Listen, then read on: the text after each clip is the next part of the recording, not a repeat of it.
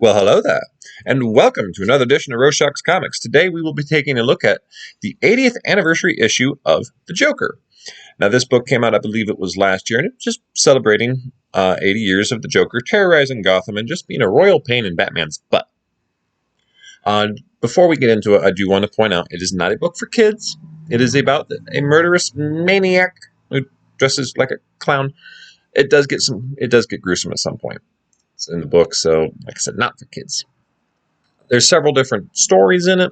Each story has a different writer. It's got different artwork, which kind of makes it nice. You get a little collection of various styles. So probably your favorite artist, if they didn't illustrate a story, they probably did a cover of it. Some of the more notable writers were Dennis O'Neil, Scott Snyder, Paul Dini, and Tony Daniel.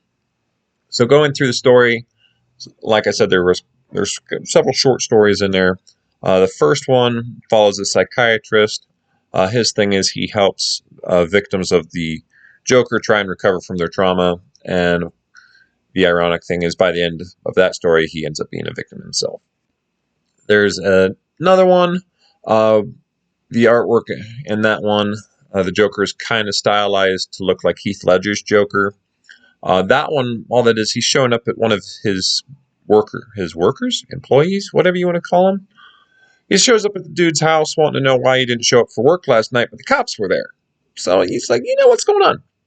Well, he runs into the dude's kid. Dude's not around. It's the kid's birthday. Kid's upset because nobody showed up for his birthday.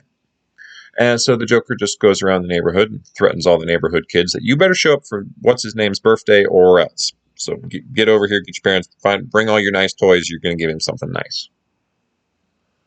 There's another one. I think it's going to be the biggest seller of the book. It is the introduction of the Joker's newest sidekick and girlfriend, Punchline.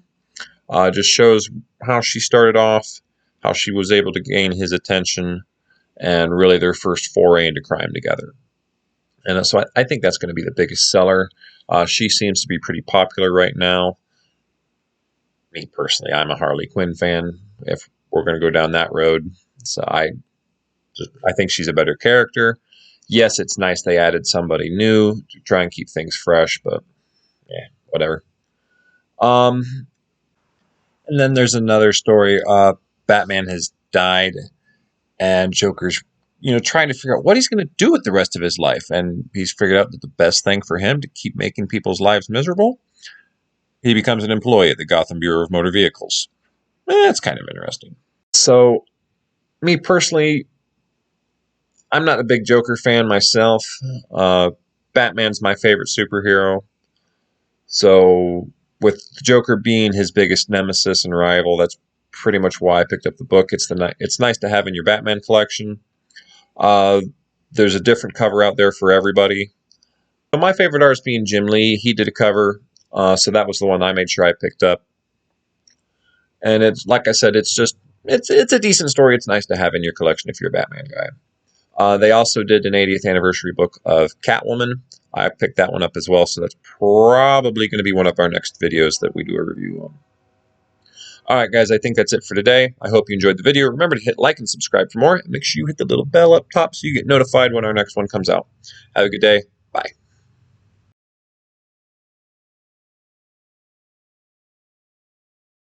One of my favorite artists is, I just lost his name. We're going to edit this part out. Jim Lee, that's his name.